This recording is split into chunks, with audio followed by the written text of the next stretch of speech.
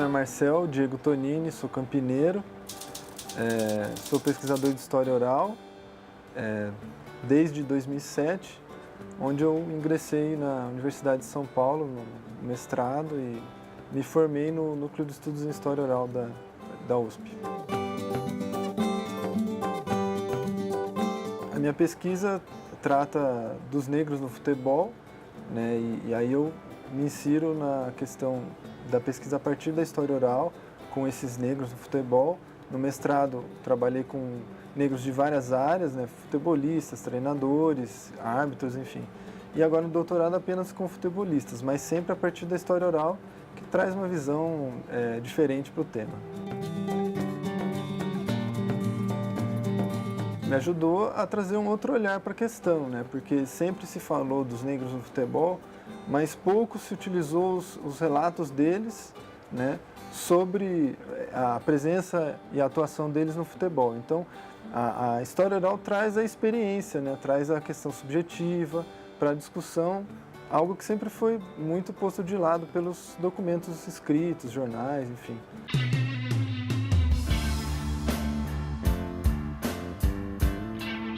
A finalidade é diferente, né? A entrevista de um jornal, de um jornalista, ela tem um objetivo e a de história oral tem outro. A do jornalista, às vezes, por conta até do jornal, da revista, enfim, do formato, ela tem um tempo curto, né? Então, as perguntas são objetivas, as respostas têm que ser diretas.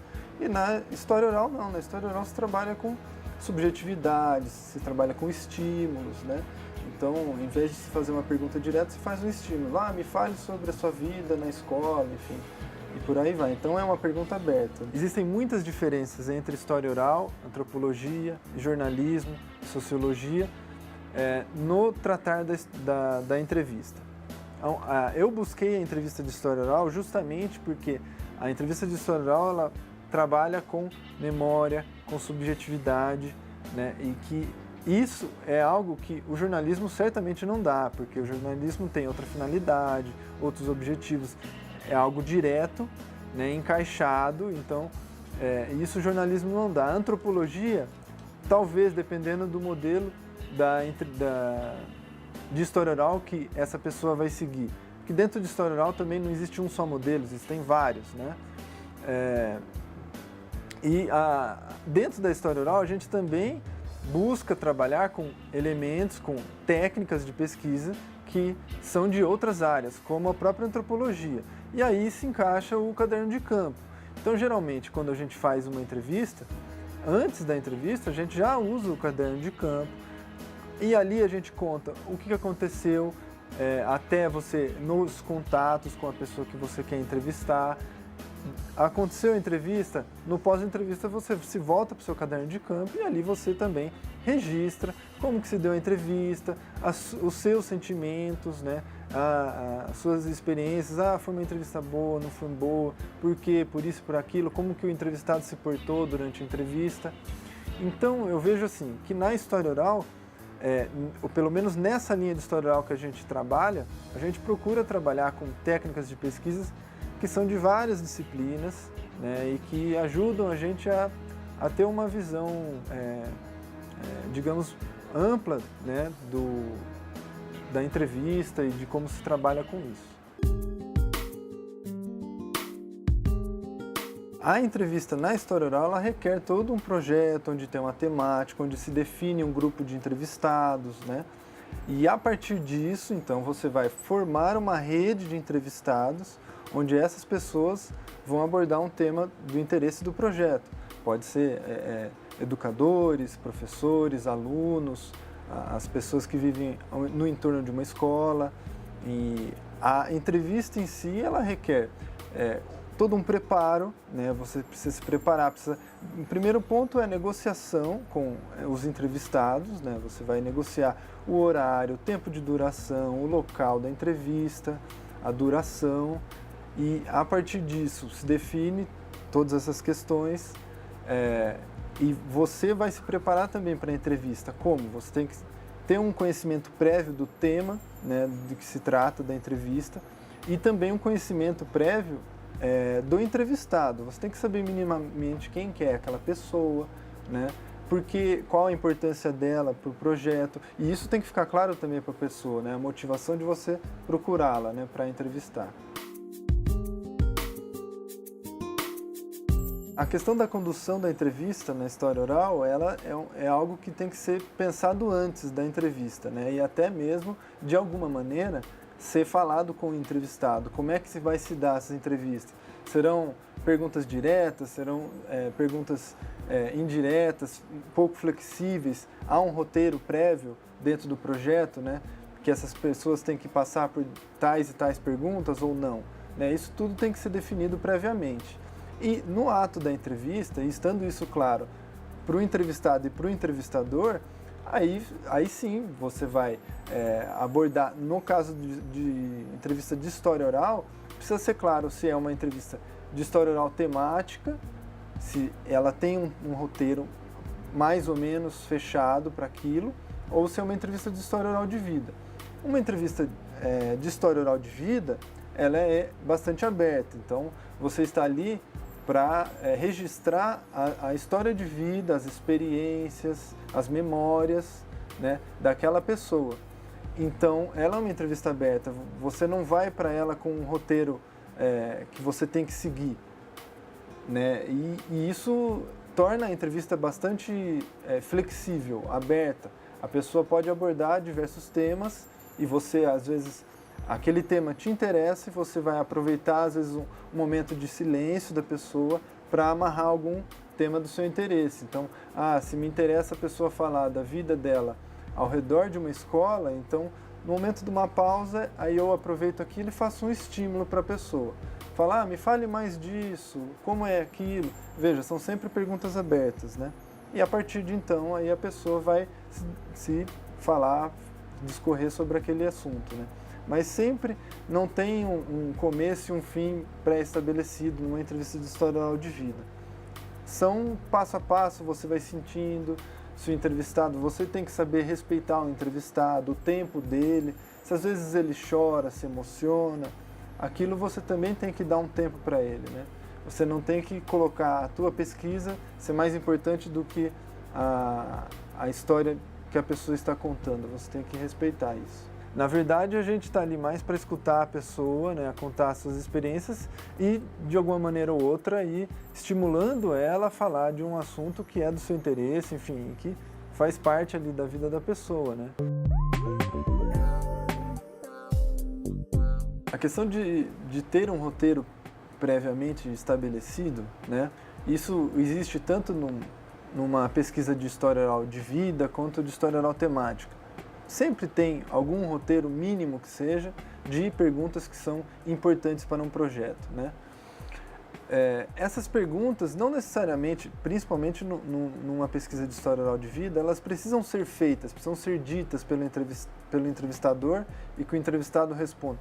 Porque, como se trata de uma entrevista em que você aborda a memória, as experiências da pessoa, no caso de uma pesquisa de história oral de vida, aquela pergunta de corte sua, ela já vai provavelmente ser respondida ao longo da entrevista.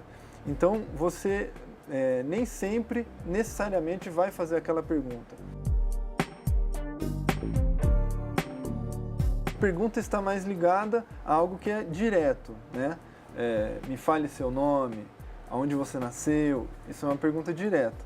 E um estímulo, já você aproveita às vezes alguma brecha da narrativa da pessoa, da fala da pessoa, da rememoração, para você falar, não, tem um ponto que eu quero explorar mais, né? Então, se você fala de como era no passado dar aula para os alunos, e isso passou rapidamente no relato da pessoa, você pode, às vezes, num momento de silêncio, falar, olha, me fale mais um pouquinho sobre como que era a relação professor e aluno. Então, a pessoa, isso é um estímulo, né, diferente de uma pergunta.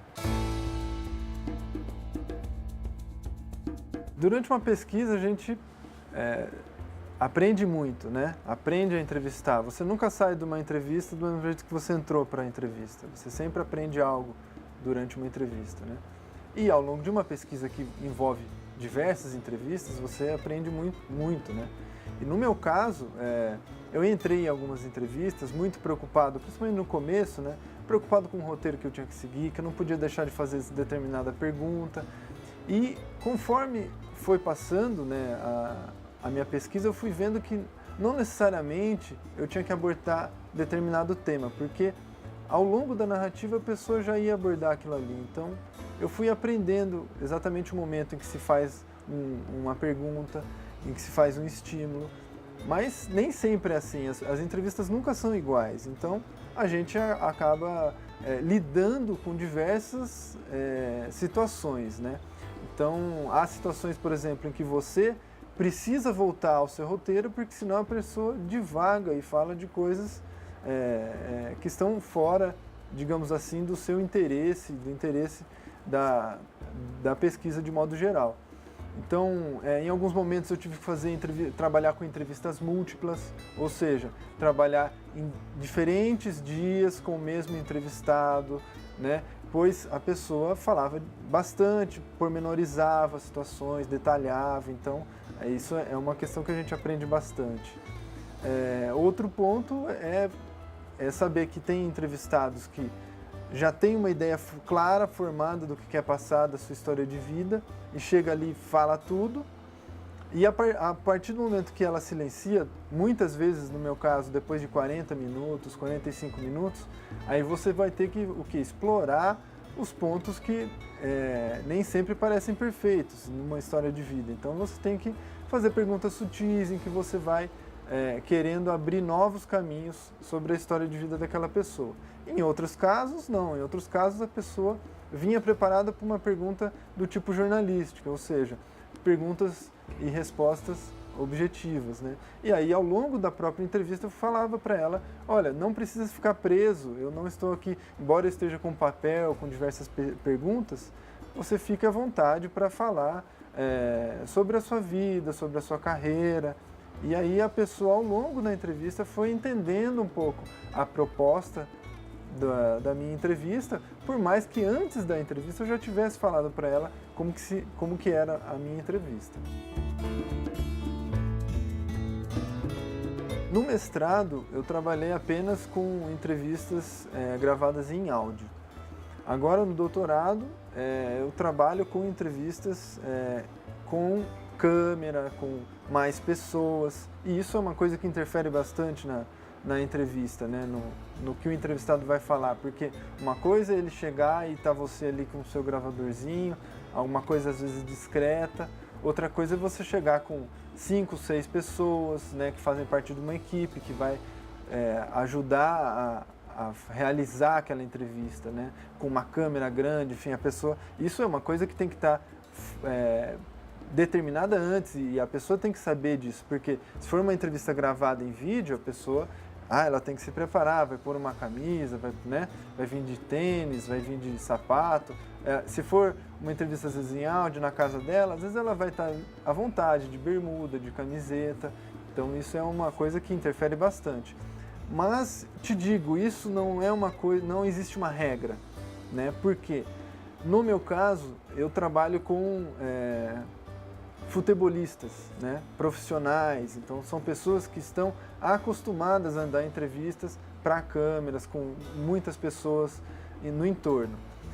No meu caso, quando no doutorado eu passei a entrevistar em audiovisual, eu estava receoso, achei que isso iria interferir bastante, mas não.